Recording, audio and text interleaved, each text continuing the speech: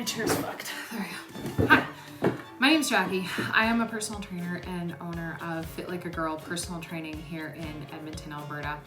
And I wanted to do something a little bit different with my, not really my channel, but just do a different type of video where you get to know me a little bit better. So again, for those of you who don't know me, my name's Jackie. I started my own personal training business called Fit Like a Girl Personal Training here in Edmonton, Alberta, where I do in-person and online training.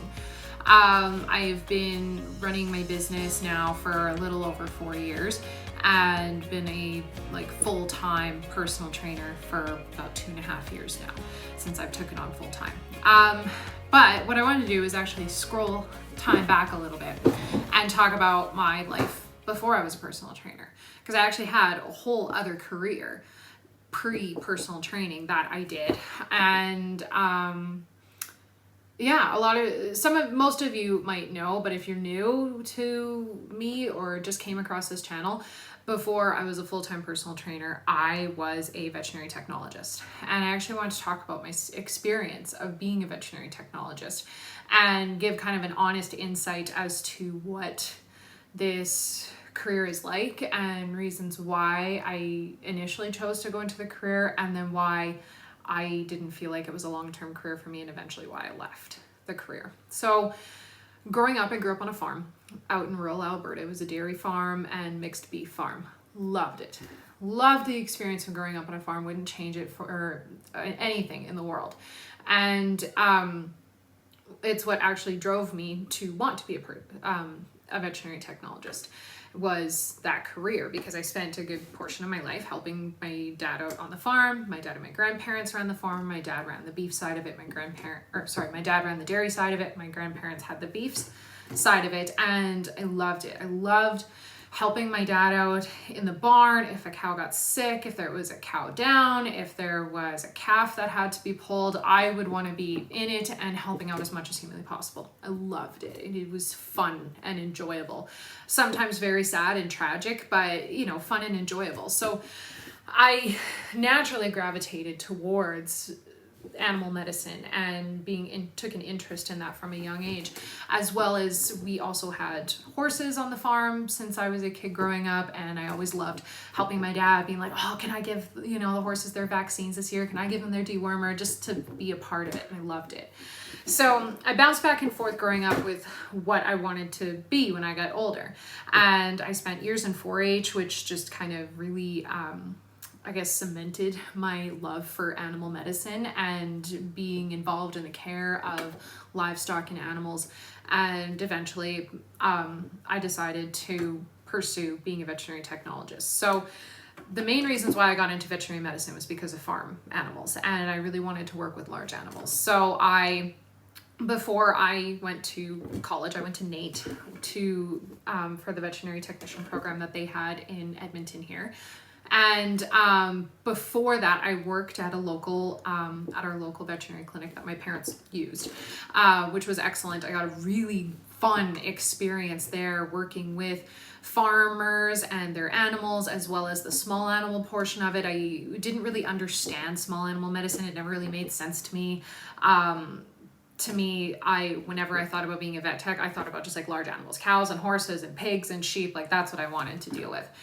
And then the experience of working at the vet clinic actually gave me a really good appreciation for the small animal side of things. But my whole purpose of wanting to be a vet tech was so that I could literally graduate and then go to the nearest large animal clinic and work there. But my career took me on a different path. So I went to school, really enjoyed the program that they had at NAIT. Really, my goal throughout going to school at NAIT was large animal medicine, large animal medicine, large animal medicine. And then when I did my practicum, I started working with a veterinarian that did large animal medicine. It didn't really work out. It wasn't a clinic that was good for me to work at. So I switched to a clinic, and plus it was a long drive. I was living in the town that I am now, and it was an hour drive. So it didn't really make sense for me to keep working there. Plus I just didn't really enjoy my experience. So I switched to a clinic that's close by. And as a new grad, like just passed my exam, like brand new grad. This was in 2012, started working at this clinic, and it was a very much fast paced. I learned a lot in a very short amount of time. I worked there for a year and a half, and yeah, it was very fast paced, go, go, go, go. And unfortunately though, the boss that I had at this clinic was toxic. We'll just use that word. That's an understatement. But yeah, so it was, although I learned a lot in a short amount of time and I really honed my skills and became quite confident as a small animal technician, it was not a good place to work. Many a days I would come home just bawling, and it didn't really have anything to do with the medicine. The medicine was fine. It was the environment. The environment was awful, and this was a trend that I had yet to notice in the veterinary field is toxic work environment issues. So from that clinic, I had decided one day, I'm done at this clinic, done with this shit. I'm done with this toxic boss and just everything about this place. So I applied for a different clinic.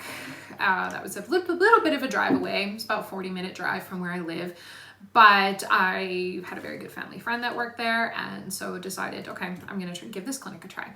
And this other clinic was so different. It was so different. It was still became very quite fast paced, and but I enjoyed it. And what actually was really great here, and to this day I still love about this clinic, is it was a very different work environment. I became friends with my coworkers, and I gained some friendships from that clinic that have become lifelong friends that I'll never forget working at this clinic.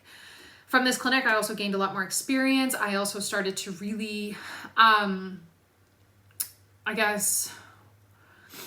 really cement myself as a veterinary technologist and became even more confident in my skills and more advanced as time went on. And there were certain things that I really found that I enjoyed, like working with practicum students and things like that I really liked, as well as I really got to experience like a few legit like emergency situations, which made me like, this is a sick and twisted thing, but a lot of techs and probably emergency room nurses will maybe understand this, but I loved emergencies. If there was like a hit by car, dog, or whatever coming in, I was all over it. Couldn't wait for it to get into the clinic so that we could like be like, holy shit. Like you just get the butterflies in your belly and you just are thinking fast, moving fast, doing everything and anything you can to help this animal. Loved it. It was fun. I realized it's sick and twisted, and I might get a comment being like, what the fuck? But it was, if you talk to any vet tech or any emergency medicine person, a paramedic, they'll emphasize with the same thing. I have a brother who's a paramedic. He says the same thing. Like when shit's going down, that's when the job gets fun. So that was what I had more experience with at this clinic and really enjoyed it. And along with this clinic and along with being a vet tech or just in any medical field, a lot of heartbreak came along, where, you know, things don't go the way that you expect it to, and you do everything that you can to help these animals and help this situation and help the owner, and it doesn't turn out, and it's heartbreaking and devastating. And those types of situations started to wear on me, as well as interactions with negative clients over the years. So I didn't realize what was starting to happen is when you're a vet tech, there is a lot of emotional wear and tear. You're dealing with ups and downs. 1 minute you're dealing with, you know, a hit by car emergency, and then maybe it made it, maybe it didn't. Maybe you got it stabilized enough so that you could take it, the owners could take it to a specialist, and you don't really know what happens after that. And then the next minute you have to go into a euthanasia where you're being, you know, you have to be very sympathetic with the owners. They're going through a very hard time right now and having to make an end of life decision for something that they love so much is hard. And it's hard to, you know, you want to be as empathetic and understanding as you possibly can, and they're naturally upset, and you have to let them feel those feelings and have compassion for them. And then literally in 5 minutes, I'll go from doing a euthanasia to a brand new puppy or kitten, and they got the kids and everybody's excited and the puppy's sniffing and playing and it's fun and it's happy, and Then, you know, the next appointment is a sick animal that they got into something, God forbid, and the owners don't have any money. And those types of things, that up and down roller coaster every single day is really hard. And dealing with owners over the years of, you know, when it comes to veterinary medicine, they're privately owned. So they're all privately owned businesses. Some of them are owned by corporations, but like they're not ran by the government is what I mean. So the problem is that we have to charge for services. We have to. I need a paycheck. This is why I'm doing this, because I do need it. I mean, like, I love animal medicine, don't get me wrong, and I loved helping animals, but at the end of the day, I need to pay bills. So I need a paycheck. And if the clinic doesn't make money, I don't get paid. And to be totally honest, vet techs don't make a lot of money to begin with. Like less than half of what human nurses make. And don't get me wrong, human nurses, my sister's a nurse, I have family members who are nurses, they deserve it. They deserve every penny that they make and more, because their jobs are unbelievable. But as a vet tech, we don't get paid well. And that's because we're privately owned businesses. So we, you know, my bosses and the owners of the clinics have to keep the lights on, have to buy new machinery, have to buy new lab equipment when something breaks, all these types of things, as well as pay an entire staff of veterinarians and technicians and receptionists and aides and all these types of things. So we don't make a ton of money. Where was I even going with that? I don't know. I just wanted to emphasize that part. The emotional roller coaster. There we go. So the emotional roller coaster of having to deal with people, and a lot of times not having the financial freedom to be able to just drop money on an animal that suddenly gets sick. And it's frustrating and it's upsetting when you just want to give the best care possible. But unfortunately, sometimes the best care possible means spending money for people. And not only am I dealing with an animal's livelihood, but now I'm also dealing with potential financial constraints of someone's pocketbook. And that becomes very hard over time, because I can understand I don't make a lot of money as a vet tech. I don't have a big budget, you know, so I chose to instead invest in pet insurance for my dog, because I knew that if something happened, if he blows a cruciate or God forbid has hip dysplasia or foreign body or gets cancer, I don't just have that money sitting around. So this is why I invested in pet insurance for my dog. So those types of situations start to wear and tear on you mentally over time. Not only that, we do have a governing body, the Alberta Veterinary Medical Association here. And each province in Canada has their own medical association, as well as we have the Canadian Veterinary Medical Association. Now, basically what that association does is they help come up with rules and regulations for veterinary medicine, as well as they're supposed to provide support and things like that for like emotional, mental support for veterinarians and techs. In my opinion, they don't do a good enough job. And over the years, as I've talked to more technicians and I have talked to veterinarians, that has been echoed all over the place. That there is not enough mental and emotional support given to veterinarians everywhere, not just in Alberta. Talked to veterinarians in the United States. I've talked to veterinarians in, in Texas, Saskatchewan, in Ontario, BC.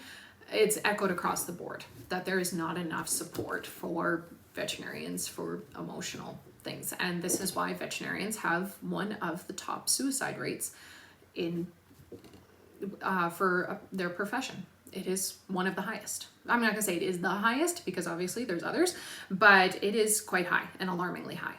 And yeah, so over the years of working at this clinic, although I loved it and I had great coworkers and things like that, things started to wear and tear on me mentally. As well as I had been studying, I found my love of fitness as well as other things outside of work that became very important to me. We started teaching jiu-jitsu classes, so I was running myself rabid. So I was running myself crazy.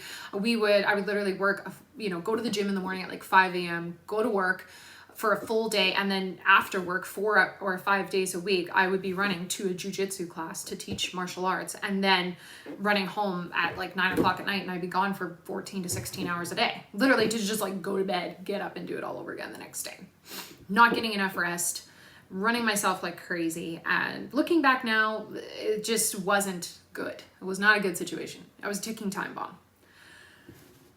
So with this clinic, I started to become very unhappy, and I started to blame the clinic for the reason why I was unhappy. And I decided I was beginning to become a long drive. My husband had got laid off from his job back then, and I had gone through my knee surgeries. I went through 2 ACL surgeries at the same time. My mental health at the time wasn't the greatest, and I kept blaming this clinic for these issues, and it wasn't the clinic. Looking back, it wasn't all the clinic. It was that I was wearing myself down like crazy and obviously having some anxiety issues, and I just was generally not happy. So then I decided to change clinics to one a little bit closer to home. Again, another fun, fast-paced clinic, had a good work environment, techs and people that had been there for a long time. So I found it took me a while to like kind of ease my way into this environment, because they just had a good niche of people that had been working together for a very long time. And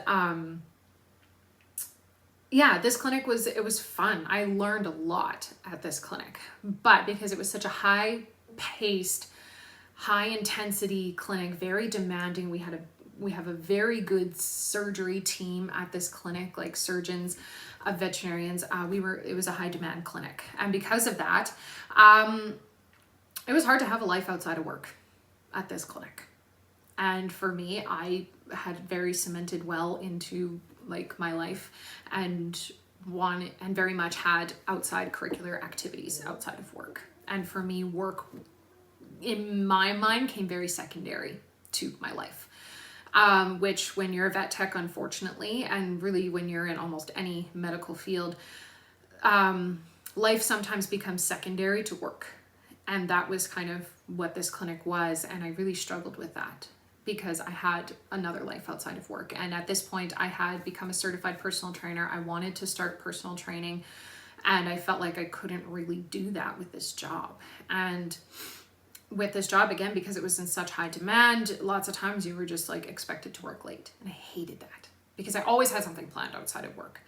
Always had something after work planned, whether it was a jiu-jitsu class, a client, whether I was just meeting up with friends. Like for me, I was like, I have a life outside of work, but there'd be many times where it'd be damn near closing. Like we close at 6, and then one of the receptionists would come to the back and be like, oh, we have an emergency coming in, or oh, this client called and they're bringing their dog in. I'm just like, for fuck's sakes, like why? I want to go home.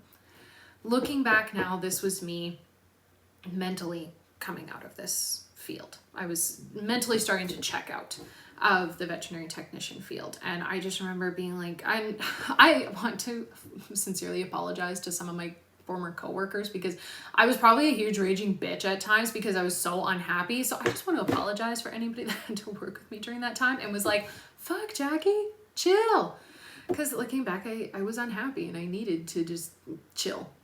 But anyway, there was many times where I had plans outside of work, and those plans had to be canceled, or you're not getting home until 9 or 10 o'clock at night after working a full day because there was an emergency and this came in and that came in, and now we had to do an emergency surgery at 6 o'clock at night, and it was hard. It became so hard to enjoy my job. And I would have days or moments where I'm like, oh, there was this coming in or that, and that was a fun day kind of thing. But the majority of the time, by the time it was towards the end of my career being a vet tech, most days were unhappy.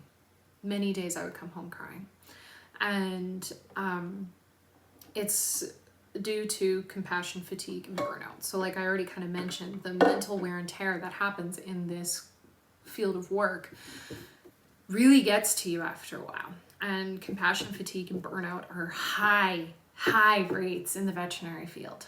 And again, it's especially with vet techs. I remember going to school and them telling us the average career span of a veterinary technician is 5 years. 5 years from getting out of school to working in the field to quitting the field. 5 years. And to be totally honest, out of the girls that I went to NEAT with, at least half, I'm gonna say, maybe more, maybe a little less, but about half of the people that I went to school with and graduated with aren't vet techs anymore, myself included. And a lot of them left the field within the first couple of years. Some didn't even go into the field. And some people worked for a few years and then decided to leave, like I did. And yeah, it was, like I said, the compassion fatigue and the burnout, it gets to you after a while. These emotions going up and down and having to be on it all the time. You're, dealing with similar issues with clients day in and day out, and they're not listening to you and they're not taking your recommendations. And then they're mad at you because they didn't take the recommendations. They didn't do what you told them to do. And now their animal's still sick or more sick or worse. Or now you have to amputate a puppy's leg because you told the owner to keep the freaking cast dry and put a boot on it every time it went outside, and that need to come in for regular cast changes, but they didn't. It got infected. Now it's to the bone. Now you have to amputate the leg. Legit, that happened more than once. It's heartbreaking.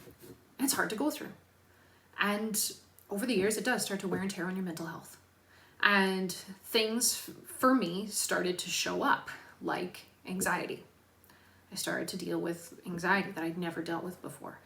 And having like mental breakdowns, like huge. Like I remember one time my husband and I, this was when it was like at my anxiety was at like its breaking point. My husband and I got into an argument about something stupid, and I lost my shit. Fucking lost it, like crying, hysterical, like couldn't catch my breath, on and off crying literally all day. And he said to me, and he's like, what the fuck is wrong with you? Because this had been weeks of mood swings up and down. And I just said to him, I'm like, I am fucking miserable and I am so anxious. And my anxiety was, everybody's anxiety is a little bit differently. Some people literally have panic attacks, some people others. I wouldn't really call this a full, like what I went through, a full-on panic attack, but it was definitely like an anxiety attack. Like couldn't calm down, crying on and off, my heart rate was high, I was jittery, didn't quite have the full panic attack, like something's crushing me, I feel like I'm gonna die, but it was definitely like an anxiety something that just wouldn't stop. And I said to him, I think I need to go to the doctor. And so what had been happening in my brain was that I was just spaced out all day.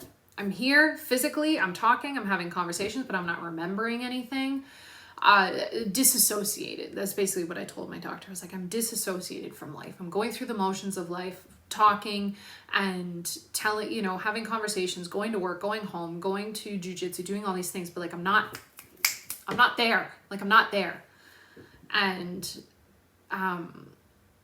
yeah, so I was talking to him about all these things. I mean, yes, I was, still being a vet tech. Yes, I was trying to personal train. Yes, I was still teaching jiu-jitsu. And I remember him saying to me, he's like, you gotta slow down.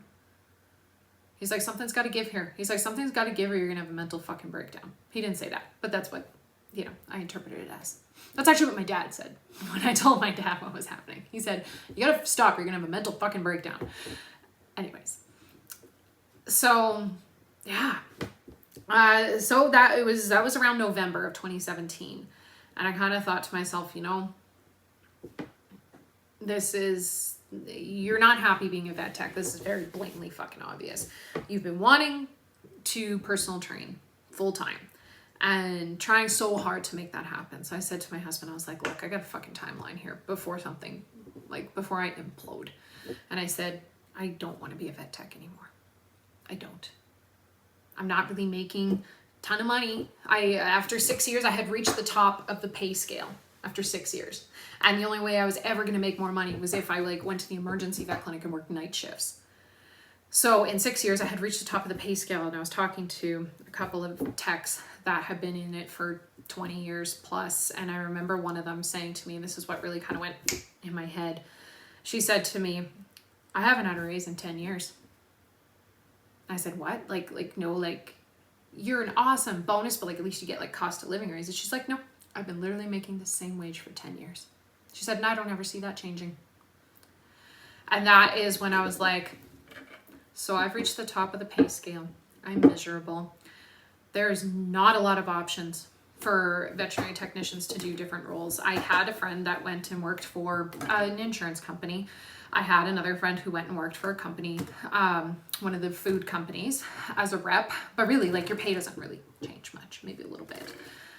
And I was just not happy. And I found personal training, and I had started training some clients, and I loved it, and I was excited about it, and I loved helping them. And that just like excitement, the new excitement that I had when I was first a vet tech was back again, but with personal training. And then when I would go to work as a vet tech, I was miserable. So I started to look for some options. And in 2018, I had found a mentor, personal trainer who has helped me to this day greatly, and a contract with a gym. And then I ventured out on my own, and it was really rough for the first little while. It was, because being self-employed and having to hustle and get clients and all these things is hard, but in the end it was so worth it. And yeah, so I just wanted to shed a little bit of light on like why I quit the vet tech field, why a lot of techs quit the field, is because of burnout and compassion fatigue, and you're dealing with people in sometimes the worst situations. You're not financially compensated, you're not emotionally supported, you're not given the resources to help yourself. I remember looking for counseling through the ABVMA. They're like, we offer counseling services, and literally couldn't find it. Couldn't find any information. I remember sending emails being like, where do I get access to this apparently free counseling that you guys give? No answer. And yeah, so after a while I was kind of like, fuck this. So there's, I guess, a little bit more about me and a little bit more about what led me to become a trainer and where I am now. And I guess some issues that the veterinary field needs to work on. And unfortunately, because it's private medicine, and it's always likely going to be private medicine, I don't ever see the government taking over veterinary medicine like they have human medicine here. If they did, I could see a lot of disadvantages and a lot of advantages, but some big disadvantages and maybe some big advantages. It's hard to say. But unfortunately, because it's privately run, it's not going to change unless maybe veterinary technicians unionize. But even then, like, you're dealing with a privately owned business that has financial constraints, and veterinarians themselves don't make much money, at least in comparison to like human doctors. Yeah, so that is how I went from literally being a vet tech, loving everything about animal medicine, and to literally not loving anything about the job anymore. And to be totally honest, like, to this day, I still miss a lot of being a vet tech. I miss the emergencies, and I miss medicine and learning all the time, and I miss working with some pretty awesome fucking coworkers. Like, man, vet techs are so undervalued, and they do so much. So when you go to your vet clinic, you be fucking nice to your vet techs and your veterinarians, because they work damn hard. That's all I have to say about that. Be nice. And yeah, like, there was so much that I loved about that job, but then at the same time, there was so much that wore on me mentally that it was time for me to go. And honestly, it was the best decision for my health, and my mental health to do it, as well as being able to change jobs. But yeah, there's a lot that I still miss about it. Like, I'll see some of my old coworkers post like a cool case that they dealt with, and I'm like, oh, that would have been so much fun. But then I would also have like this other thought in my mind, be like, Jackie, you know damn well that happened at 3 o'clock on a Friday, 6 o'clock on a Friday. You would have had to work late, and you would have been pissed. And I was like, yeah, you're right. So as much as like there's a lot that I miss about it, I don't have any regrets.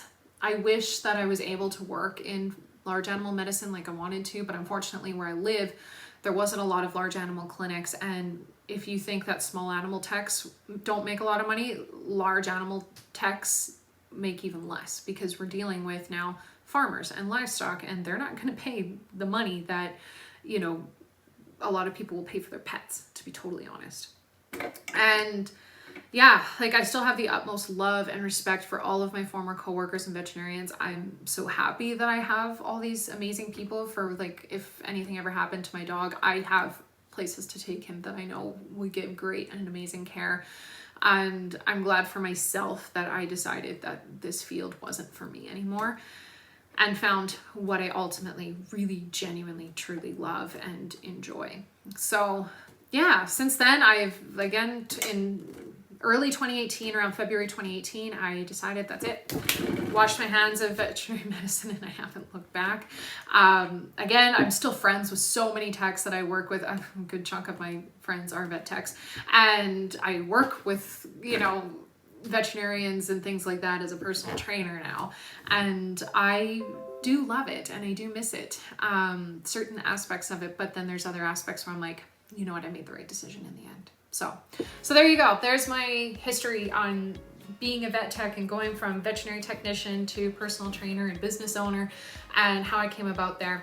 If you like this video and this style of video, I would truly enjoy a thumbs up and maybe a share.